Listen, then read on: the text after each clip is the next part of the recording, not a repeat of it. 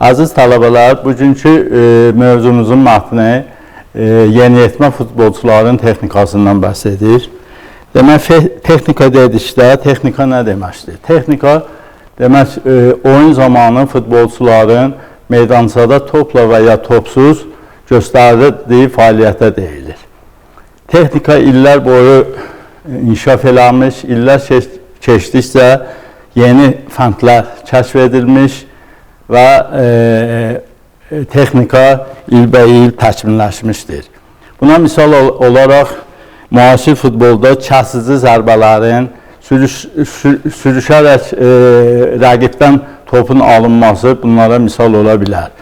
Demək, futbolun texnikası futbolçulardan əsasən fiziki keyfiyyətlər tələb edir. Bu fiziki keyfiyyətlər futbolçuların gücü, qüvvəsi, dözümlülüyü, sürəti, cəhdliyi, çevişliyi deməkdir. Futbolun texnikası əsasən iki yerə ayrılır. Hərəkət texnikası və topla oyun texnikası.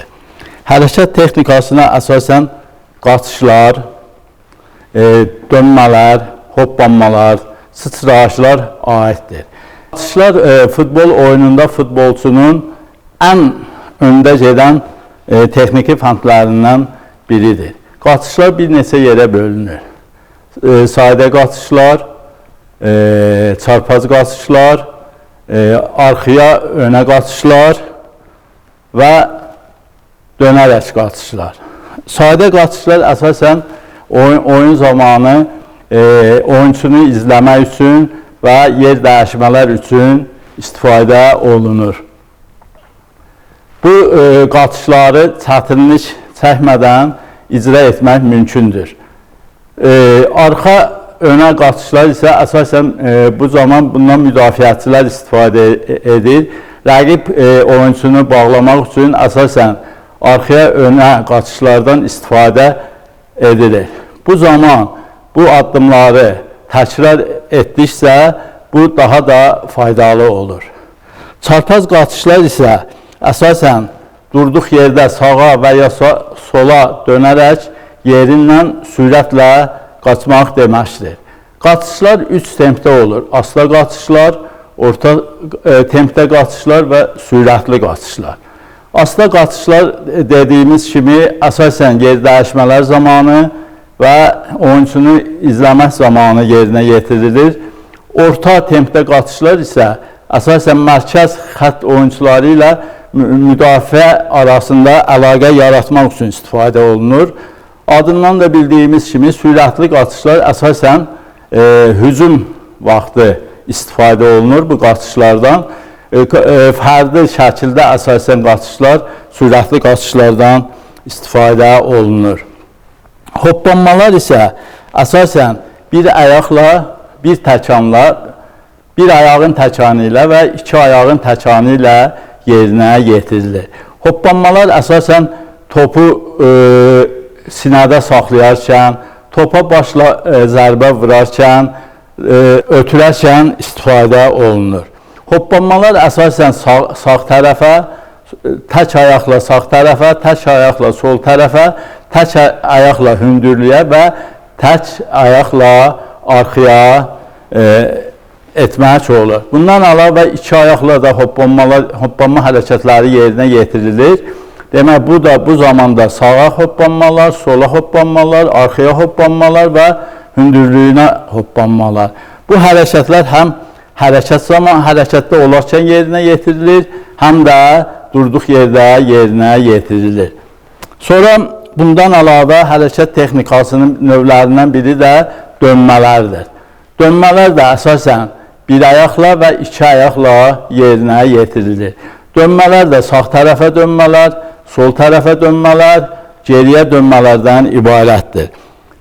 Dönmələr əsasən topa zərbələr zamanı, top saxlamalar zamanı istifadə olunur. Dönmələr də oyunun gedişində də ola bilər, oyun zamanı durduğu yerdə də yerinə yetirilə bilər. Bu demək bizim olduğu futbolçuların hərəkət texnikası. Bir də futbolun texnikasının ikinci növü isə topla oyun texnikasıdır. Topla oyun texnikası da aşağıdakı növləri vardır. Topa zərbələr, top saxlamalar, aldadıcı hərəkətlər, top ötürmələr, top aparmalar və qapıçının oyun texnikası. Demək, topa zərbələr futbol oyununda mühüm rol oynayır.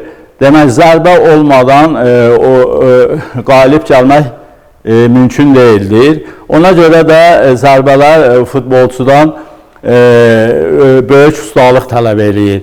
Zərbələr 3 üsulla yerinə yetirilir: başla, gövdə ilə və ayaqla. Zərbələr başla yerinə yetirilən zaman əsasən başın alın hissəsi ilə, başın yan tərəfləri ilə, alnın yan hissələri ilə, başın orta hissəsi ilə və başın arxa hissəsi ilə yerinə yetirilir. Başla zərbələr əsasən hava toplarında, başla zərbələrdən əsasən hava toplarında istifadə olunur. Başla zərbələr müasir futbolda mühüm rol oynayır. Demək olar ki, cərimə meydançası daxilində qapıdan keçən topların əksəriyyəti havadan ötürülən baş zərbələri ilə yerinə yetirilir. İkinci üsulumuz isə gövdə ilə zərbədir. Bu zaman yalnız gövdənin sağ və sol çiyinlərlə havada müxtəlif trayektoriyalardan gələn topa zərbə endirmək olur. Zərbələrin əsas rol oynadığı üsul ayaqla topa zərbələrdir. Ayaqla topa zərbələr demək, pəncənin daxili ilə, pəncənin üstü ilə, pəncənin ucu ilə, pəncənin xarici ilə və dabanla zərbələr yerinə yetirilir. Əsasən ayağın daxili ilə zərbələr yaxın məsafələrdən yerinə yetirilir.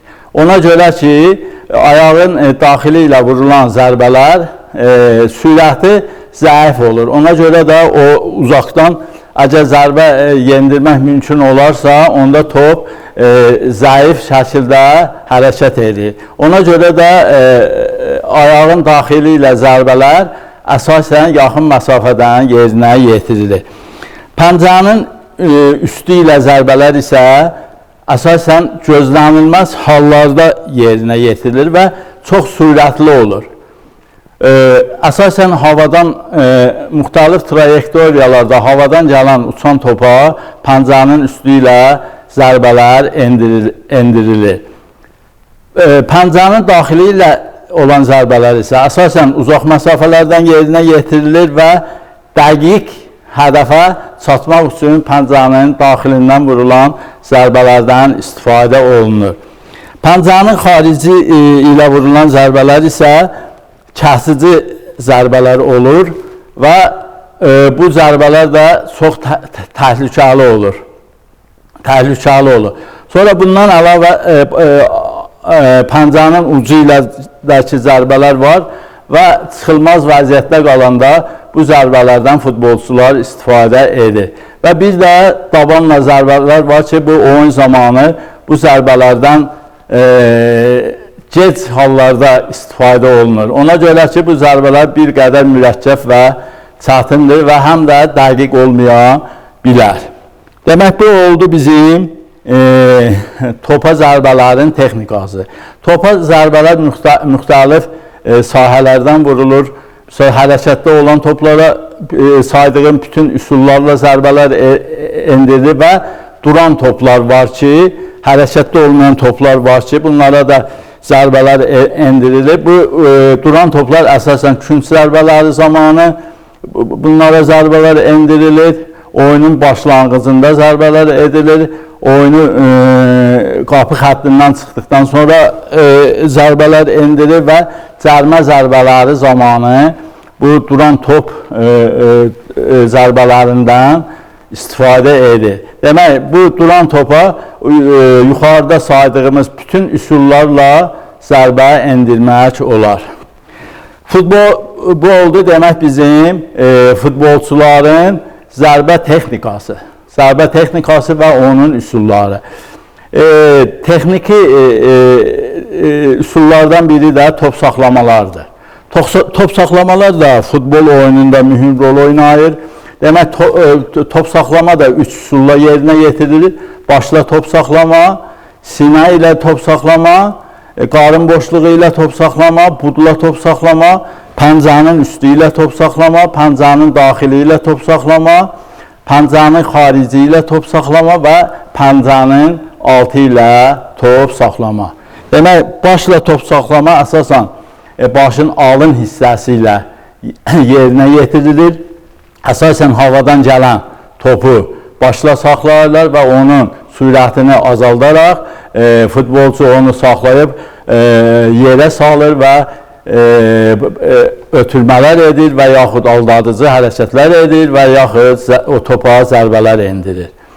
Gövdə ilə saxlamalar isə əsasən sinə ilə olur. Bu da əsasən müxtəlif trayektoriyalardan gələn topu sinə ilə saxlayırlar. Demək, sinəni irəli əyərək topun sürətini azaldır. Sinədə topu yumuşaldaraq yerə salır və həmin zamanda yerə saldıqdan sonra istərsə zərbələr endirir topa və yaxud ötürmələr edir və yaxud topu aparır.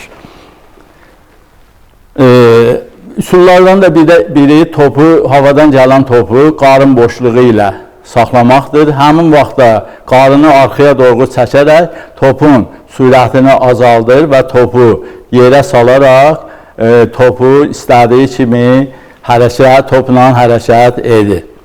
Ayaqla saxlamalarda isə havadan gələn topu budla saxlamaq mümkündür. Demək, budu irəli doğru əyərək, qaldıraraq budun yumuşaq hissəsinə topu yendirir və orada topun sürətini azaldaraq yerə salır və istədiyi kimi topla rəftar edir. Bundan əlavə top saxlamalar həm yerdən gələn topları ayaqla saxlayırlar, həm də havadan gələn topu ayaqla saxlayırlar. Havadan gələn topu demək, pəncənin üstü ilə, daxili ilə, xarici ilə və altı ilə saxlamaq mümkündür. Yerdən gələn topları isə pəncənin altı ilə, əsasən altı ilə saxlayırlar, yanı ilə, xarici ilə, ucu ilə də saxlamaq mümkündür. Bundan sonra texniki növlərindən biri də, futbolun texniki növlərindən biri də top ötürmələrdir. Top ötürmələr də həm havadan ola bilər, həm yerlə ola bilər. Həm uzaq məsafəyə top ötürmələr var, həm orta məsafələrə top ötürmələr var, həm də yaxın məsafələrə top ötürmələr vardır. Demək, top ötürmələr əsasən başla yerinə yetirilir, gövdə ilə yerinə yetirilir və ayaqla yerinə yetirilir. Demək, top ötürmə əsasən başın alın hissəsi ilə və başın yan hissələri ilə yerinə yetirilir. Gövdə ilə isə əsasən top ötürmələr sinə ilə yoldaşına topu ötürə bilir. Ayaqla isə ayağın bütün hissələri ilə top ötürmək mümkündür. Məsələn, ayağın yanı ilə, ayağın ucu ilə, pəncənin üstü ilə, pəncənin xarici ilə, dabanla və pəncənin altı ilə də top ötürmək mümkündür.